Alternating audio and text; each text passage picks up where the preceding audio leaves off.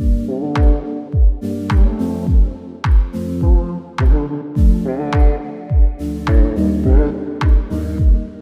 à tous, j'espère que vous allez bien sur la face cachée de l'adoption. J'espère que vous avez suivi notre petite série sur la blessure et l'adoption, parce que aujourd'hui nous allons parler de l'abandon. La blessure d'abandon, je Yes. sais que vous l'attendiez tant, celle-ci, parce que on se construit avec Autour la blessure. de l'abandon. Absolument.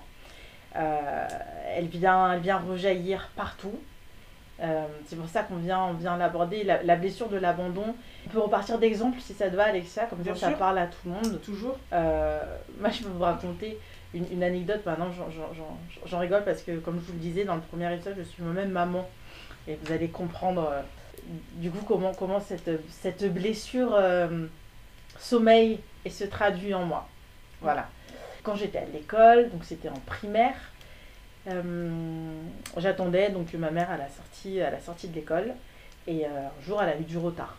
Un petit peu de retard en réalité. C'était 10 minutes. 10 minutes ressenties 3 heures pour moi en tant qu'enfant. Oui, bah oui, t'as pas la temporalité de toute façon. Déjà, on n'a pas la temporalité, mais le fait d'attendre quelqu'un, il y a tout ça, et puis surtout quand c'est le parent, c'est la figure d'attachement, Oui. bah, ça vient directement réveiller le traumatisme de séparation. Et là, pour moi, ça a été absolument épouvantable, cette attente. Vraiment, j'ai eu l'impression que ma mère n'arrivait jamais, j'ai l'impression qu'elle avait eu un accident de voiture, j'ai eu le temps de me dire énormément de choses, et j'étais en larmes. Vraiment en larmes. Ouais, ma mère s'en souvient encore, elle est arrivée au bout de 10 minutes, mais parce qu'il y avait un petit embouteillage sur le chemin. Et à l'arrivée, j'étais absolument en larmes et elle a mis beaucoup de temps à me consoler. À ce moment-là, je ne savais pas ce que je vivais. Évidemment, je devais avoir 8-9 ans, et puis du coup, c'était quand même en lien. C'était encore très vif avec la séparation. Comme je le rappelle, j'ai été adoptée moi à l'âge de 4 ans. Mais ça a été, je me souviens encore avoir vécu quelque chose d'émotionnellement très très fort. C'est aujourd'hui, en tout cas il y a quelques années, que je vois que c'est la blessure de l'abandon derrière. Oui. Voilà, peut-être qu'un autre enfant aurait été inquiet, par exemple, de ne pas voir son parent arriver. Peut-être qu'il aurait eu un peu peur. Mais là, on est vraiment de l'ordre du... Ça a été traumatisant pour moi. Et là, on est sur de la blessure d'abandon. Voilà. Et pour l'anecdote, quand je dis que cet événement sommeille en moi, c'est que ma fille est rentrée à l'école et que je ne suis jamais en retard. Jamais. Non. Ouais, parce que t'as peur qu'elle vive la même chose en fait. Absolument. Absolument. Alors qu'elle ne vivrait pas du tout ça. Mais c'est ma pression à moi. Mais je préfère me mettre la pression pour être à l'heure que plutôt être en souffrance De te dire que de me dire qu'elle est en train de vivre ça. Mm. C'est pour ça qu'il est important. On a tous des blessures, Oui, bien sûr. mais il faut savoir vivre avec. Mm. Voilà, on n'est pas là pour tout guérir. Attention, hein, on n'est pas là pour tout guérir, mais prenez conscience de vos blessures. C'est ça qui est important.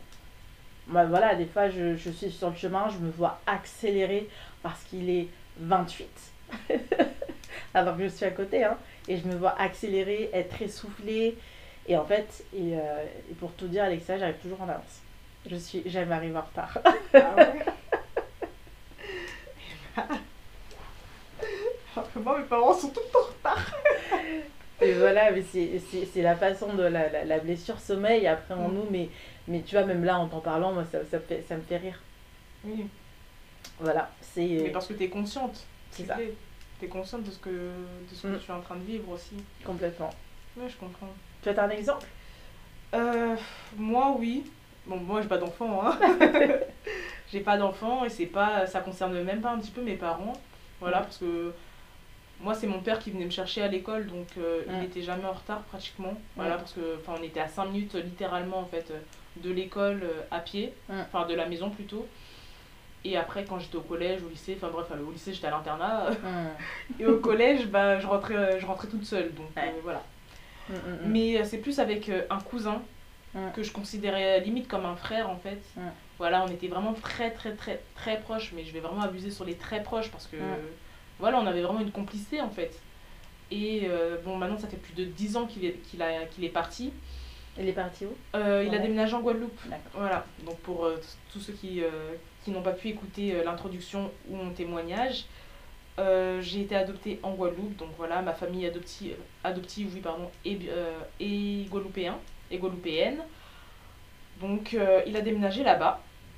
Et en fait, ce jour-là, quand il est parti, ça m'a fait un vide, mais un vide énorme, comme si je perdais en fait une partie de moi.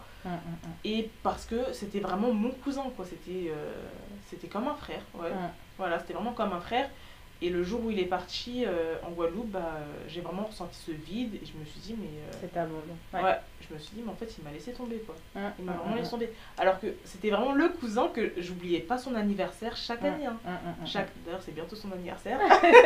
Chaque année, j'oubliais pas son anniversaire. Je pensais à lui pratiquement tous les jours. J'ai gardé son numéro de téléphone. J'ai pas changé de numéro de téléphone.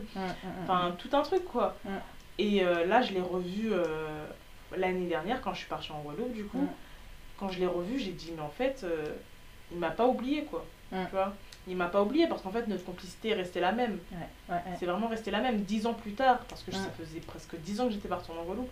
Donc 10 ans sans l'avoir vu parce qu'il était pas revenu en France, enfin en métropole. Enfin, en fait, ça a guéri quelque chose d'un côté, parce que je me suis dit, au moins, il m'a pas oublié, quoi. Complètement. Il m'a vraiment pas oublié, il sait que j'existe, même s'il m'envoie pas de message, il sait que je suis là, en fait. Et ça, c'est quelque chose qui m'a fait quand même énormément plaisir. Et ça m'a quand même un petit peu réchauffé le cœur. Bien sûr. Parce que, mais tu sais, ce que tu dis, c'est très important. Et c'est un petit peu le paradoxe de cette blessure d'abandon, c'est que c'est un sentiment. Oui. Il faut distinguer la blessure d'abandon et le sentiment. Alors, dans les faits, il est parti. Mais il n'avait pas la volonté de t'abandonner. Oui, c'est ça. Et toi, tu as eu le sentiment qu'il t'abandonnait.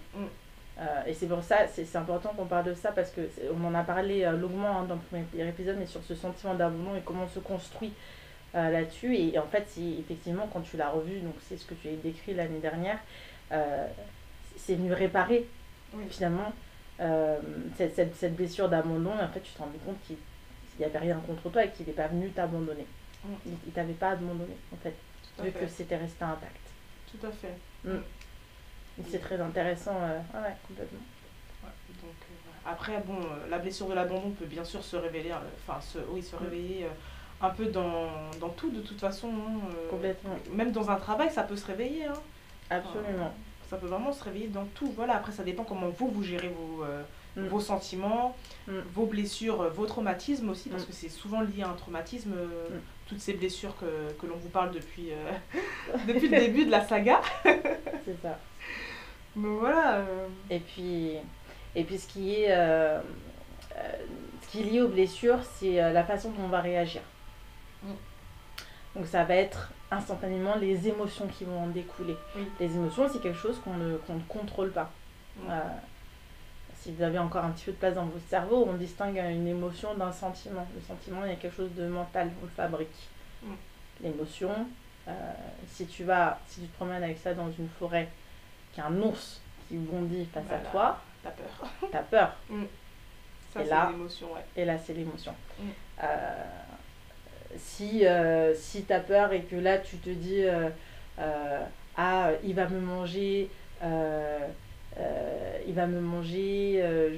me sens, hein, là, on est dans du sentiment. Parce que ça passe par ton cerveau.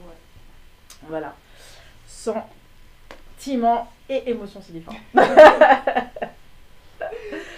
Mais voilà, en tout cas, derrière chaque blessure, ce que j'aimerais que vous reteniez, c'est que derrière chaque blessure, ça se traduit par une forte émotion.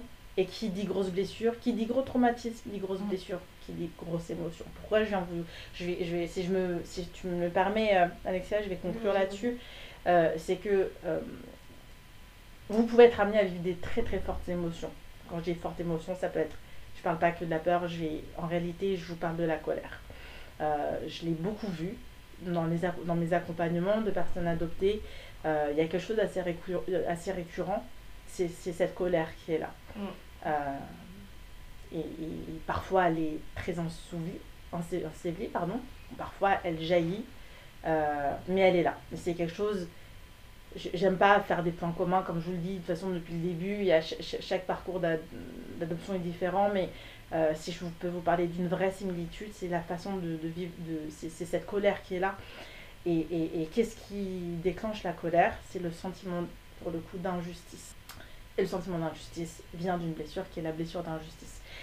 Celle-ci, elle est importante parce que ce qui vous déclenche une colère, c'est un sentiment d'injustice, une blessure d'injustice.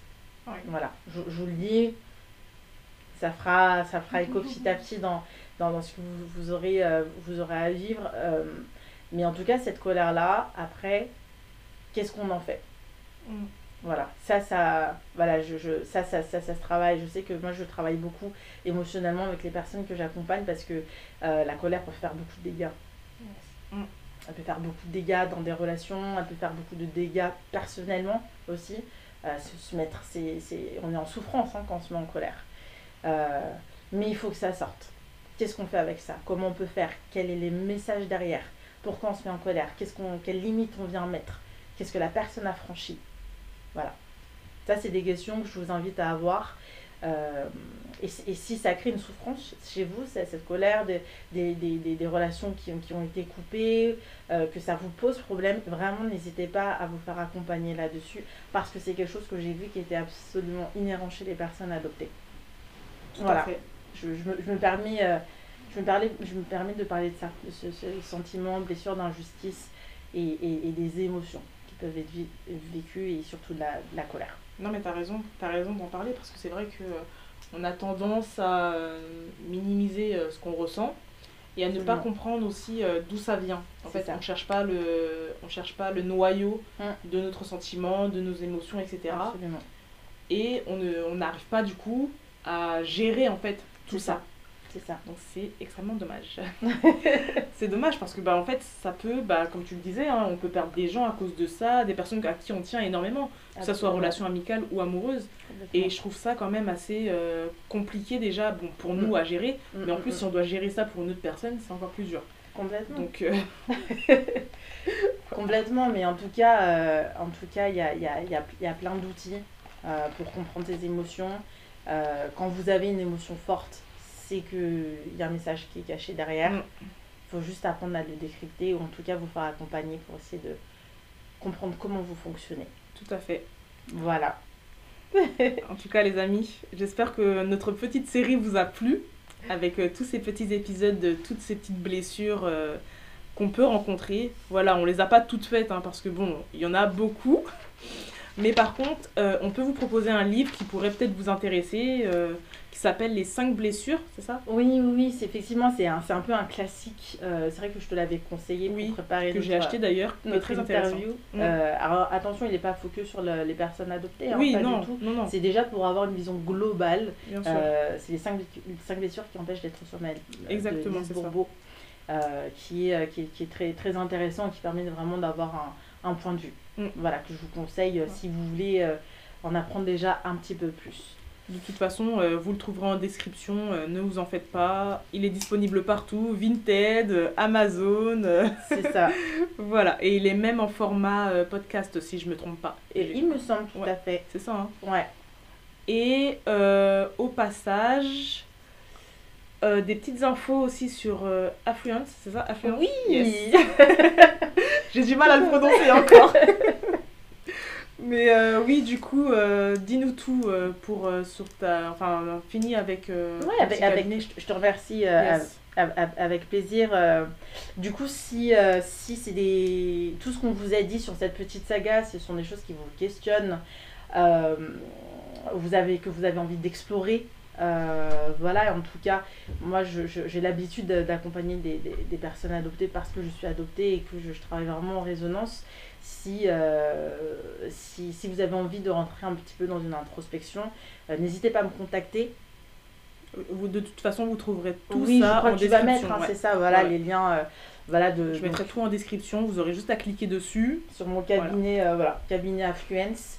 Et ce sera avec plaisir. Je vous le dis, de toute façon, la première rencontre, elle est gratuite parce que j'estime que c'est déjà une démarche courageuse de le faire et que pour moi, c'est important, ça fait partie de mes valeurs de ne pas faire payer cette première séance parce que Cette séance permet de se rencontrer. Avant un travail thérapeutique, à une rencontre, il faut que ça matche. Il faut que moi alors, je parle pas de sympathie ou d'amitié, hein, attention, mais il faut que l'alliance se crée, il faut qu'elle se crée dans les deux sens. Voilà. Tout à fait. Je vous choisis autant que vous me choisissez, sachez-le. En tout cas, vous pouvez me retrouver pour des séances en visio et en présentiel. Présentiel, du coup, je vous accueillerai ici dans mon cabinet sur Lyon. Et en tout cas, en visio, la visio, très sincèrement, c'est la majorité de ma pratique.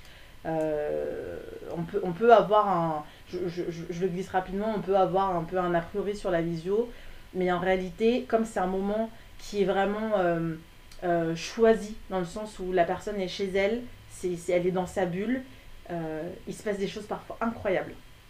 Voilà, et parfois même mieux qu'en présentiel. Tout à fait. C'est toujours plus simple de se confier quand on n'est pas face à face en plus. Des fois, absolument, mais des fois ça laisse place vraiment à des choses qui sont incroyables. Donc voilà, en tout cas en visio, en présentiel, vous avez toutes les informations sur mon site Affluence. Yes. Merci beaucoup, Alexia, en tout cas, ton invitation. Je t'en prie, il n'y a pas de souci. Ça m'a fait plaisir de t'accueillir sur cette chaîne pour notre petite série, en tout cas. Et j'espère que ça t'a fait plaisir aussi, hein, en retour. J'ai adoré parce que c'est intéressant. C'est vrai, j'expliquais à Alexia que j'ai déjà été interviewée vraiment sur ma casquette uniquement de coach thérapeute et de psychopraticienne. Mais l'avantage de parler avec quelqu'un qui est aussi adopté, c'est qu'on peut partager, on sait de quoi on parle de notre vécu. Tout à fait. Voilà, et c'était intéressant pour moi aussi de vous parler de mon parcours de vie et de comment ces blessures peuvent aussi impacter mon quotidien. Tout à fait. Et ben voilà, donc on arrive sur la fin, comme je vous le disais tout à l'heure. N'hésitez pas à contacter du coup Myriam dans la description, de toute façon vous allez avoir tout ça. Et bonne soirée à vous et bonne continuation aussi. Au revoir.